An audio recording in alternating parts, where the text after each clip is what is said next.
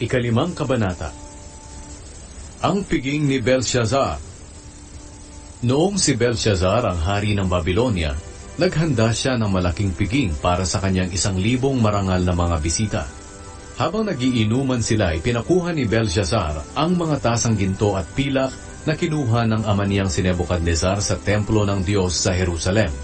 Ipinakuha niya ang mga ito para gamitin nila ng kanyang mga marangal na mga bisita, ng kanyang mga asawa, at ng iba pa niyang mga asawang alipin. Nang madala na sa kanya ang mga tasa, ginamit nila ito para inuman. At habang sila'y nagiinuman, pinupuri nila ang kanilang mga Diyos na gawa sa ginto, pilak, tanso, bakal, kahoy at bato. Walang ano-ano'y may nakitang kamayang hari na sumusulat sa pader ng palasyo malapit sa ilawan. Dahil dito nanginig at namutla ang hari sa tindi ng takot. Kaya sumigaw siya na ipatawag ang marurunong sa Babylonia, ang mga salamangkero, mga astrologo at mga manghuhula.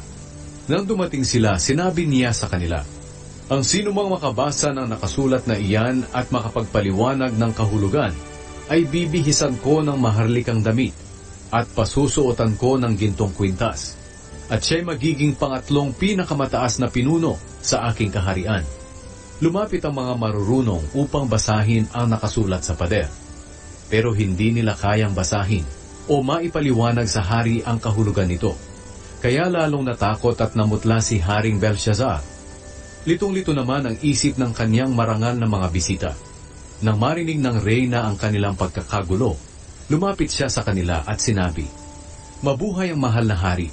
Huwag kang matakot o mag-alala, dahil may isang tao sa iyong kaharian na nasa kanya ang espiritu ng banal na mga Diyos. Noong panahon ng iyong amang si Haring Nebuchadnezzar, ang taong ito ay nagpamalas ng kanyang karunungan, tulad sa karunungan ng mga Diyos.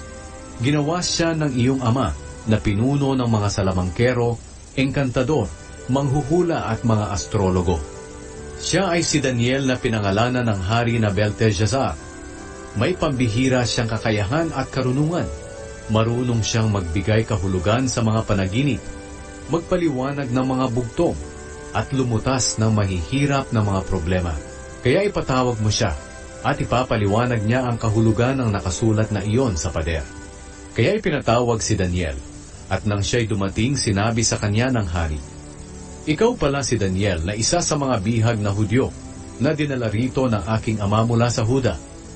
Nabalitaan kong ang espiritu ng mga Diyos ay nasa iyo, at mayroon kang pambihirang kakayahan at karunungan.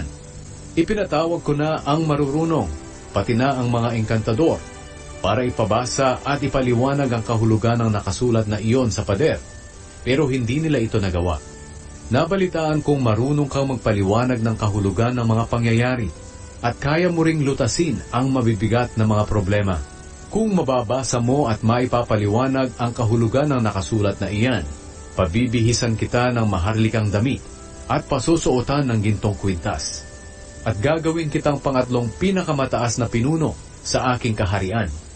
Sumagot si Daniel, "Mahal na hari, huwag na po ninyo akong bigyan ng regalo. Ibigay nyo na lamang sa iba. Pero babasahin ko pa rin para sa inyo ang nakasulat sa pader, at ipapaliwanag ko ang kahulugan nito. Mahal na hari, ang inyong amang si Nebuchadnezzar ay ginawang hari ng kataas-taasang Diyos. Naging makapangyarihan siya at pinarangalan. Dahil sa kapangyarihang ibinigay ng Diyos sa kanya, ang mga tao sa iba't ibang bansa, lahi at wika ay natakot sa kanya.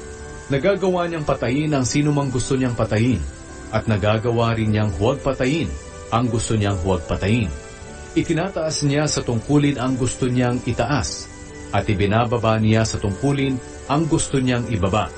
Pero siya ay naging mayabang at nagmataas, kaya pinaalis siya sa kanyang tungkulin bilang hari, at itinaboy mula sa mga tao. Naging isip hayop siya. Tumira siya kasama ng mga asnong gubat, at kumain ng damo na parang baka. Palaging basa ng hamog ang kanyang katawan. Ganoon ang kanyang kalagayan hanggang kilalanin niya na ang kataas-taasang Diyos ang siyang may kapangyarihan sa mga kaharian ng mga tao, at maaari niyang ipasakop ang mga ito kahit kanino niya gustuhin. At ikaw, Haring Belshazzar, na anak niya, Kahit na alam mo ang lahat ng ito, hindi ka pa rin nagpakumbaba. Sa halip itinuring mong mas mataas ka kaysa sa Panginoon. Ipinakuha mo ang mga tasang mula sa templo ng Diyos at ginamit ninyong inuman ng iyong marangal na mga bisita, mga asawa, at iba pang mga asawang alipin. Maliban diyan, sumamba ka pa sa mga Diyos-Diyos ang gawa sa pilak, ginto, tanso, bakal, kahoy at bato. Ito'y mga Diyos na hindi nakakakita, hindi nakakarinig, at hindi nakakaunawa. Ngunit hindi mo man lang pinuri ang Diyos na siyang may hawak ng iyong buhay at nakakaalam ng iyong landas na dadaanan.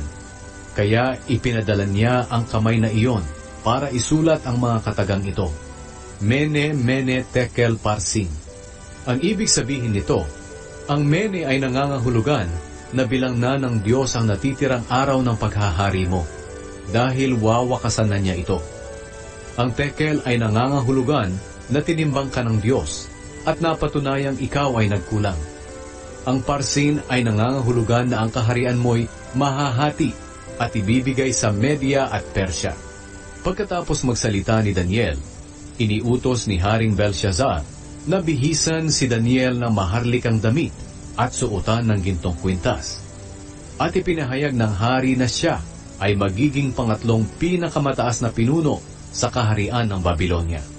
Nang gabi ring iyon, pinatay si Belshazzar na hari ng mga taga-Babylonia, at si Darius na taga-Media ang pumalit sa kanya, na noon ay 62 taong gulang na.